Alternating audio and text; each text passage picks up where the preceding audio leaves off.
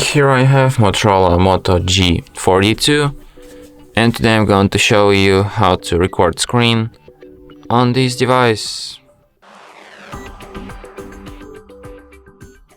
So firstly you have to go to the upper bar, and here you can find the button Screen Record. By holding your finger on it, you can access some of its settings. For example, you can change viewfinder size, set small or large. You can select video resolution, and you can set up record time limit. Also, you can set up file size limit and record touch points.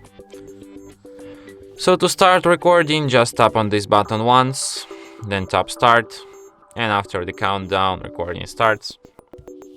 So here you can also change some of its settings. For example, you can change sound source, you can enable microphone, system sounds, mic and system sounds.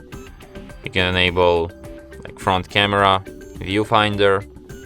You can draw something on the screen, like you make some notes, I don't know, maybe like